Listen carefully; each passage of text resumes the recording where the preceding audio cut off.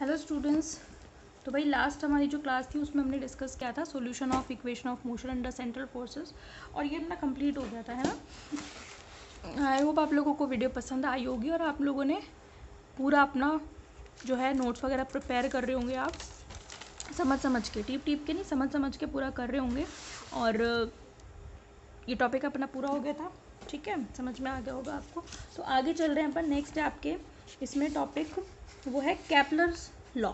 आपके मनपसंद टॉपिक है, क्योंकि मेरे से कुछ बच्चों ने बोला था कि मैडम कैपलर के नियम भी समझाइए, तो मैंने यही बोला था कि आपके सिलेबस में भी हैं, आगे जाके मैं समझाऊंगी। तो आज हम पढ़ेंगे कैपलर के ग्रहीय गति के नियम, और उसका न्यूटन ने क्या किस तरीके से इलेबरेशन किया था, उसको एक्सप्लेन किया था कैपलर के नियमों को, वो भी अपन देखेंगे। क्योंकि सिर्फ कैपलर के नियम नहीं है, क्योंकि सिर्फ कैपलर के नियम तो आप 12th क्लास में भी पढ़ के आते हो, ठीक है। तो कैपलर के नियम भी पढ़ेंगे, और साथ साथ में न्यूटन का क्या एक्सप्लेनेशन था for Kepler's planetary motions law, उसके बारे में अपन बात करेंगे, ठीक है। तो हमारा नया टॉपिक स्टार्ट हो रहा है, वो अपना पूरा हो गया। सेंट्रल फोर्स मोशन का अपन ने सारा पार्ट कंप्लीट कर लिया है, उसमें से कोई क्वेश्चन उससे बाहर नहीं जाएगा, ठीक है। उसको पढ़ के जाना आप अच्छे से, और आपको कोई दिक्कत नहीं आएगी, ठीक है। चले नेक्स्ट है आपका Kepler's law of planetary motion, देख लेते हैं पहले, फिर देखेंगे कि न्यूटन ने क्या एक्सप्लेनेशन दिया था। Kepler's law of planetary motion,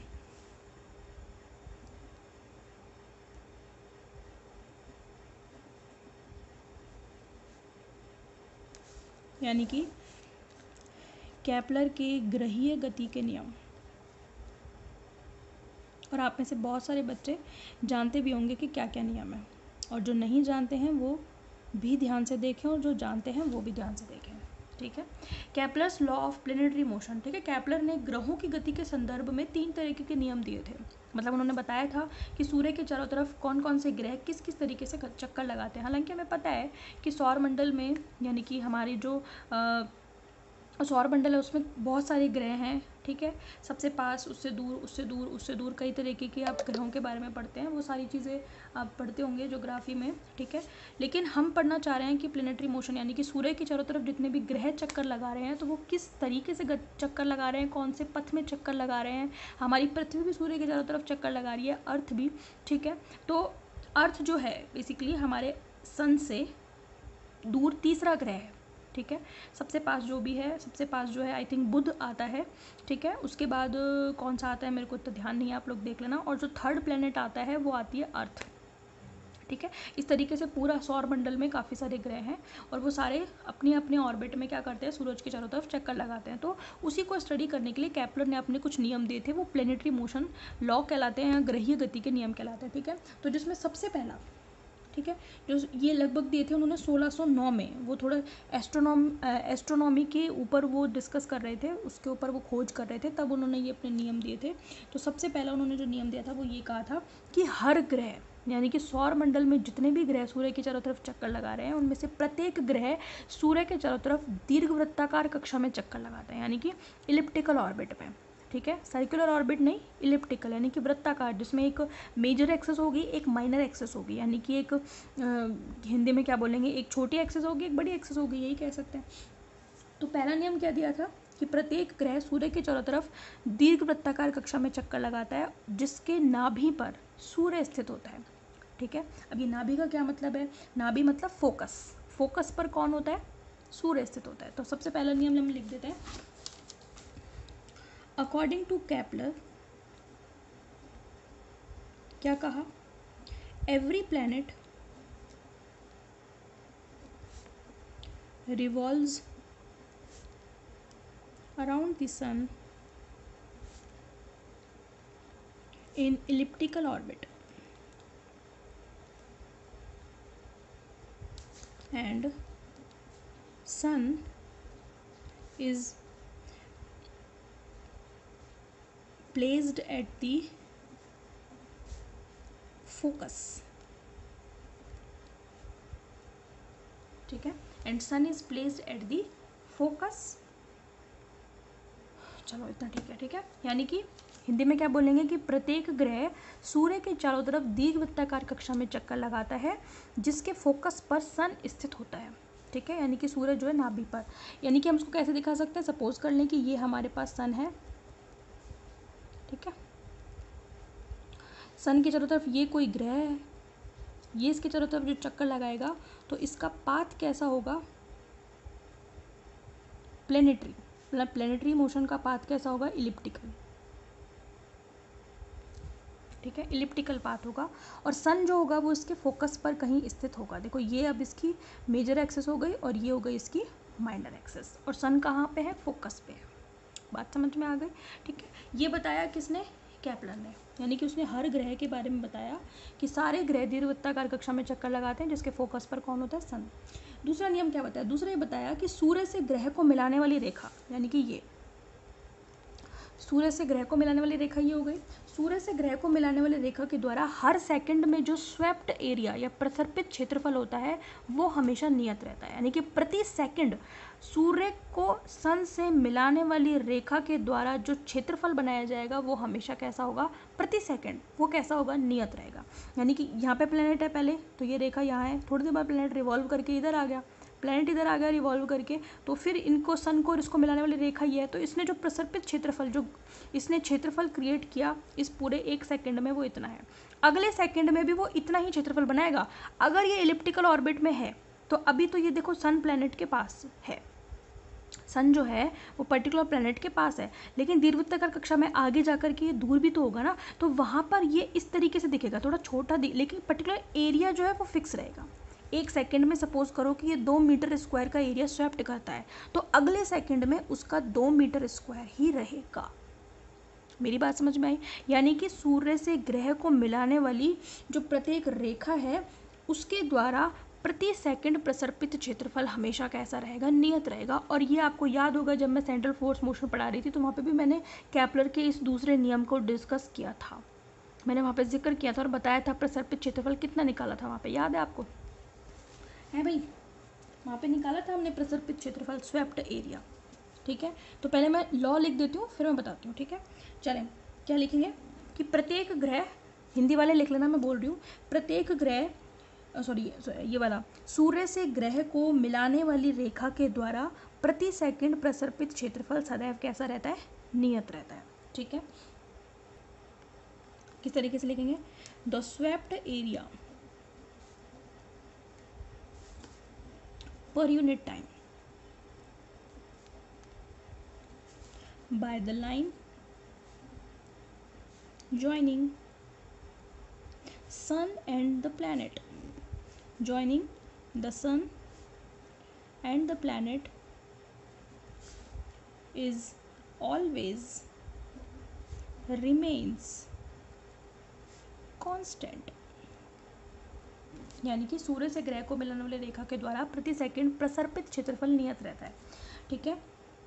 आपको याद होगा मैंने जब केपलर के आपको, सॉरी केपलर क्यों, सेंट्रल फोर्स मोशन बता रही थी तो वहाँ पे मैंने आपको कोणीय संवेग संरक्षण बताने से पहले मैंने आपको ये प्रसर्पित क्षेत्रफल के बारे में डिस्कस किया था, और वो कितना था, ½ r² d θ प्रसर्पित क्षेत्रफल था। लेकिन हम बात कर रहे हैं swept area per unit time, तो टाइम से डिवाइड कर दो, ये हमेशा कैसा रहेगा, कांस्टेंट रहेगा, ठीक है। और स्वेप्ट एरिया, ये जो मैंने शेडेड पार्ट है ये स्वेप्ट एरिया है, बात समझ में आई आपको, ठीक है। ये स्वेप्ट एरिया हमेशा पर यूनिट टाइम कैसा रहता है, नियत रहता है। ये किसने बताया, केपलर ने बताया। तो ये जो भी रूल बताया आपको लाइन बाय लाइन ऐसे के ऐसे याद करने हैं, क्योंकि रूल में कोई चेंज नहीं होता। किसी भी साइंटिस्ट ने कोई रूल दिया है तो वो आपको वर्ड टू वर्ड पढ़ना पड़ेगा, ठीक है ना। उसमें आप अपनी तरफ से कोई जोड़ तोड़ नहीं कर सकते, क्योंकि वो उसने पर्टिकुलर दिया है और वो चीज़ें हमें आगे पढ़नी है, तो उनमें अपना ज्ञान नहीं देना है उसमें। तो जो जैसी लाइंस लिखी हैं वो वैसी की वैसी याद करनी है, ठीक है। नंबर थर्ड तो बहुत ही सिंपल है। नंबर 3 क्या बताया था कि जब कक्षीय गति होती है, ऑर्बिटल मोशन, ये ऑर्बिट है पर्टिकुलर, ठीक है। तो जो कक्षीय गति है उसमें ग्रह के परिक्रमण काल यानी कि कैपिटल T का वर्ग जो होता है वो ग्रह की कक्षा की अर्ध दीर्घ अक्ष यानी कि सेमी मेजर एक्सिस के घन के कैसा होता है, समानुपाती, ठीक है। यानी कि आपने पढ़ा होगा ना कि T² is proportional to A³। मैंने क्या कहा, मैंने ये कहा कि परिक्रमण काल का वर्ग, ठीक है, ग्रह की सेमी मेजर एक्सिस, ये रही small a semi major axis, क्योंकि दीर्घवृत्त में तो 2 एक्सिस होती है, एक मेजर एक्सिस एक माइनर एक्सिस, ये माइनर एक्सिस है, ये मेजर एक्सिस है, बड़ी वाली है। तो इस सेमी मेजर एक्सिस के क्यूब के कैसी होगी, समानुपाती होगी। ये किसने बताया? ये भी केपलर ने बताया। तो इसको बस ये ध्यान रखना है आपको, फिर उसको अपने शब्दों में लिखना है, ठीक है। तो क्या लिखोगे आप इसमें? In orbital motion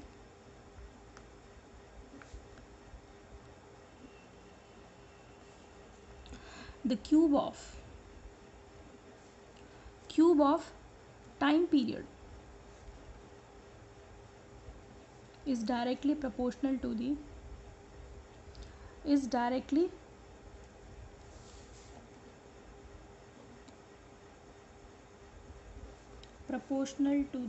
sorry cube नहीं, स्क्वायर, इसका तो स्क्वायर है ना, स्क्वायर ऑफ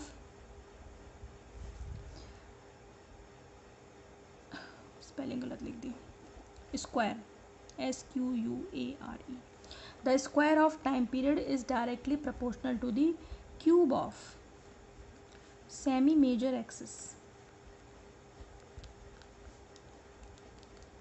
of planet। बात समझ में आई? मतलब ये जो लिख रखा है ना, उसी को मैंने शब्दों में लिखा है। मैंने क्या लिखा है कि हिंदी वाले सुन लीजिए, कक्षीय गति में परिक्रमण काल का वर्ग ग्रह की अर्ध दीर्घ अक्ष, वो भी कौन सी? हाँ, अर्ध दीर्घ अक्ष के क्यूब के कैसा होता है? समानुपाती होता है। दैट्स इट, ठीक है। तो ये कौन सा नियम हो गया? तीसरा। तो इस तरीके से ये 3 नियम किसके हो गए? केपलर की ग्रहीय गति के नियम। ये 3 नियम आपने 12th क्लास में या 11th क्लास में कहीं ना कहीं पहले भी पढ़े होंगे, ठीक है।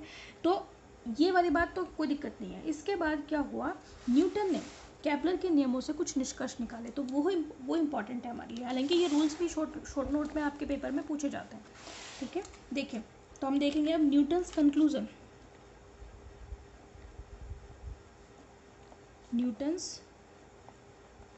Conclusion from Kepler's law. Kepler के नियमों से न्यूटन के निष्कर्ष, ठीक है। तो न्यूटन ने क्या निष्कर्ष निकाला? देखो, न्यूटन ने क्या किया, न्यूटन ने अपने स्टडी की, उस बेसिस पर उन्होंने बताया कि जो केपलर ने ये बात कही थी कि हर ग्रह, जितने भी सौरमंडल में ग्रह हैं उनमें से हर कोई ग्रह सूर्य के चारों तरफ दीर्घवृत्ताकार कक्षा में चक्कर लगाते हैं, लेकिन न्यूटन ने इसको करेक्ट किया और उन्होंने बताया कि हर ग्रह नहीं, केवल प्लूटो और मरकरी, यानी कि प्लूटो ग्रह और बुध ग्रह, केवल ये है, उनके अलावा ये है केवल जो दीर्घवृत्ताकार कक्षा में चक्कर लगाते हैं, यानी कि कौन? एक तो प्लूटो और दूसरा है मरकरी यानी कि बुध, ठीक है। तो प्लूटो और मरकरी यानी कि प्लूटो और बुध 2 ऐसे ग्रह हैं जो केवल सूर्य के चारों तरफ दीर्घवृत्ताकार कक्षा में चक्कर लगाते हैं। इनके अतिरिक्त जितने भी ग्रह हैं वो सूर्य के चारों तरफ लगभग वृत्ताकार कक्षा में चक्कर लगाते हैं, ठीक है। मतलब उन्होंने ये तो नहीं कहा कि करेक्टली वृत्ताकार कक्षा में चक्कर लगाते हैं, लेकिन उनकी जो ऑर्बिट होती है बाकी सारे ग्रह की, इन दोनों के अलावा, वो लगभग वृत्ताकार होती है। ये किसने बताया? ये न्यूटन ने अपनी स्टडी के बेसिस पे बताया। तो हम लिखेंगे according to Newton every planet except मतलब इनके अलावा, except Pluto and Mercury revolves around sun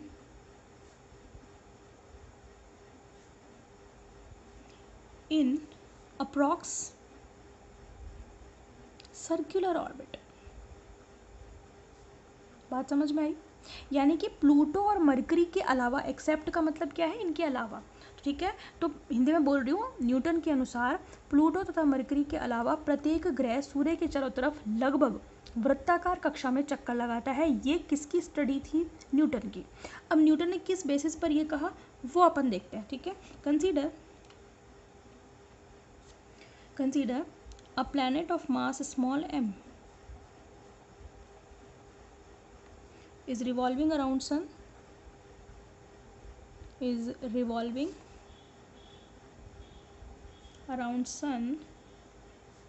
in small r radius,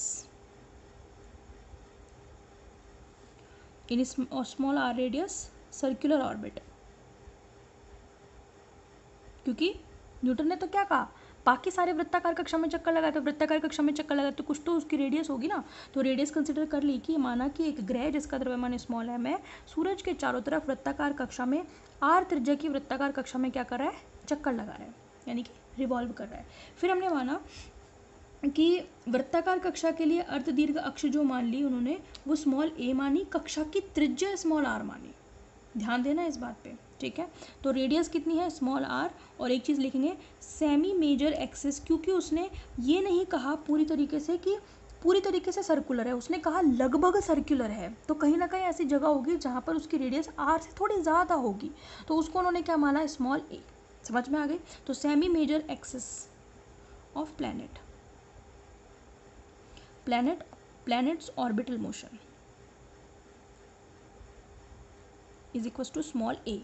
radius तो कितनी है, small r. Semi major axis जो थोड़ी बहुत ज़्यादा होगी कहीं रेडियस, तो वो कितनी मानी है, स्मॉल ए। बात समझ में आ गई। तो अकॉर्डिंग टू केपलर्स लॉ,